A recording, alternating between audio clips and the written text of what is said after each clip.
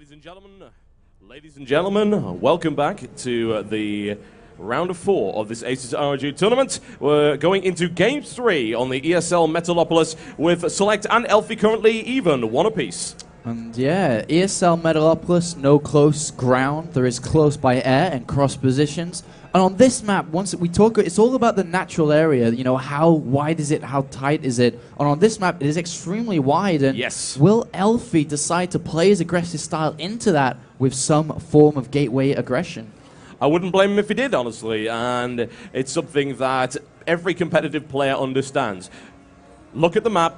What's the potential weaknesses you can exploit and use the strategy that best suits it? And we'll see if Elfi decides to, once again, go for that aggressive gateway style. It served him well in the first game. And I bring you SeleCT. He is in the blue trunks. He is playing Terran to the west of the Metalopolis for Team Dignitas versus his opponent, equal in games in this best of 5 series. It is Elfi from Team ASUS. He is in the red trunks playing Protoss to the south. And as much as Elfi probably hates to admit it, I think his weakness will be his speed against SeleCT, and not simply because of the multitasking. We saw him play yesterday against Huck, where he lost an entire mineral line because he wasn't able to multitask to defend against a couple of zealots.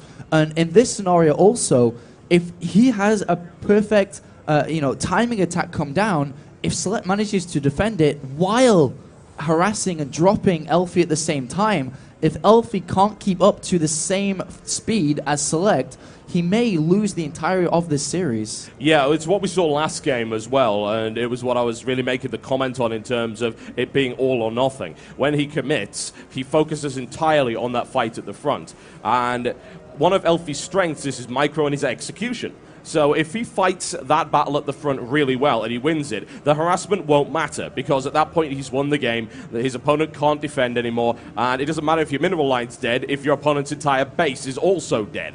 So we'll see how well that works out for him. But you're right though, if Elfi is not able to execute that big attack and do so well and SeleCT defends it, then he does just simply lose the game at that point.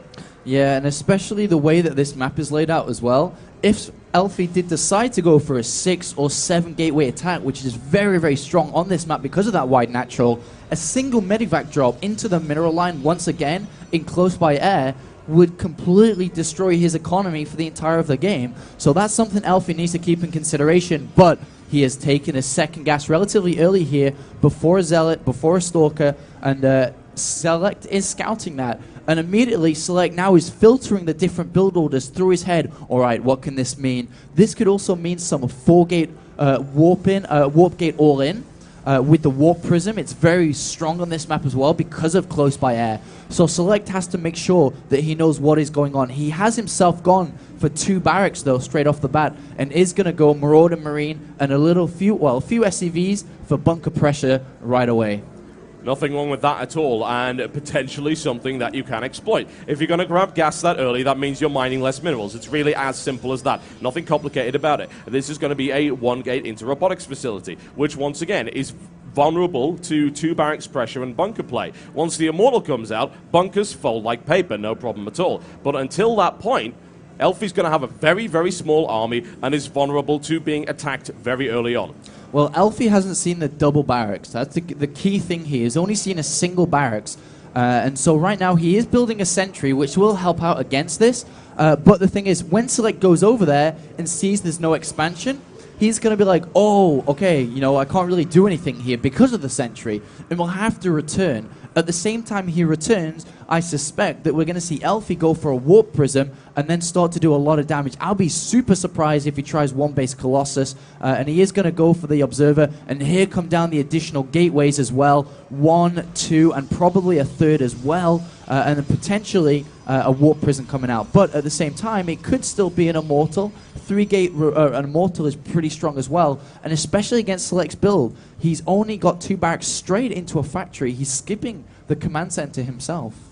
Yeah, that's interesting. Staying on one base for that long, looking to get a little bit aggressive, and of course, perhaps a little bit concerned about potential one-base builds from Elfi. And you've pointed out a wide variety of different possibilities there. We do have one Immortal coming out for Elfi, and he is really completely secure at this point until Medivacs come out for Select. There's no way Select can now get up the ramp with 2 sentries available there, and there's going to be a second Immortal coming in after this one for Elfi. This is interesting because the Observer now has scouted out there is no expansion. There is that fast factory with a tech lab as well, which is interesting. And on the other hand, we're looking over and there is that 4th gateway being added on for Elfi and a second Immortal as well. So it's going to be one base versus one base. Select with Stim, tanks, and Siege mode with combat shields.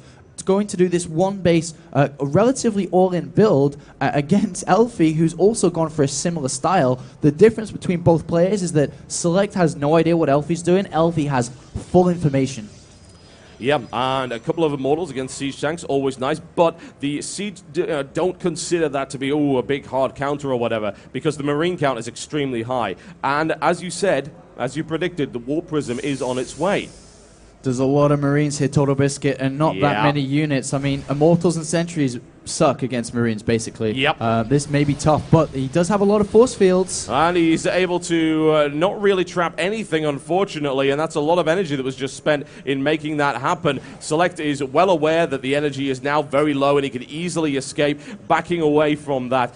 This Warp Prism is what interests me, honestly. I would think that Elfi would not want his opponent to have his army back at the base when this Warp Prism comes in, but that's exactly what's happening. Elfi's driven him all the way across the map, has now cut the map in half and secured this area with the Zelnaga Tower. Oh, the SCV goes into the main base, and he sees everything. He sees the Warp Prism as well in Elfi, and now Select is in full information. And before he went out with that little push, he was like, wait, what? You have 2 Immortals? How? What? What are you doing? And now he knows everything. 2 tanks in defensive posture as well.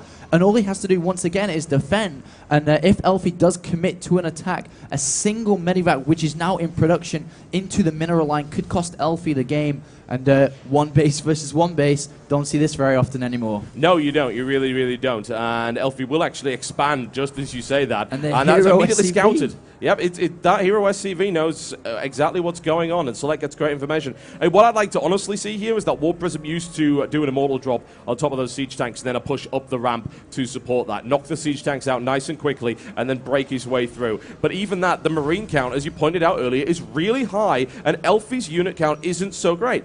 Select has a larger army. Oh, look at this now. Basically, Elfi can kind of contain Select into his base. Though he has to be careful of the Siege tanks, of course, here. And there is a huge timing window for Select to hit right now. We have an expansion and Robotics Bay going down. He only knows about the expansion, but that will be enough to trigger Select to move out, because that is 400 minerals spent that cannot be used to fight against Select. And now we have this humongous army. And the thing is, I don't think we can see a Robotics, or I'm sorry, a Colossus come out in time to help defend against this. But we are going to see a Warp Prism come in, and there is nothing. And look at all the SCVs that are coming as well with Select's army. Yeah, this is very all-in-ish right here from Select. This attack must do significant damage, otherwise Select is effectively toast. Elfi is now backing off as fast as he can with that army. Warp Prism is flanking around potentially to place some units at the back, maybe to attack the Siege tanks once they've been deployed. Elfi's going to be really hard-pressed to hold this. He wants to try and get that Colossus out of there, but look at this. 2 unpowered Warp Gates in the base. And the Warp Prism into the main base of Select now will destroy his mineral line, but at the same time, how is he going to get rid of this? The Colossus is under fire as well from tanks, and it is going to be chased down by Marines, and Elfi will be able to hold. He needs this Colossus. He really, really does, and it's going to go down. It only gets a couple of kills. Probes moved in there. That's the harassment. It's actually killed by a couple of Marines in the base. Elfi's getting absolutely decimated. Oh, Elfi wasn't controlling his Warp Prism, and like you said, loses to 2 Marines, and now he's left with 2 Immortals and a couple of Zealots against a Bioforce with Medivacs. I don't know, he can't hold this. This would be miraculous if he was able to hold it, honestly. And Select has lost a lot of SCVs. If Elfi were able to hold on here, he would get back into the game. I don't see how he can, though. I really don't. It's getting very, very close. He throws it back only just. Will he be able to come back from this?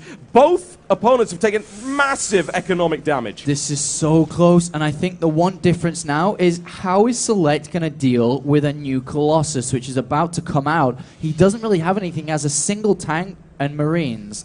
And I think that, Elfi cannot lose this army, though. It's this push. This is what matters right here. If he's able to get in and do that damage, Colossus must move back away. Colossus has got to back off. Down it goes, GG.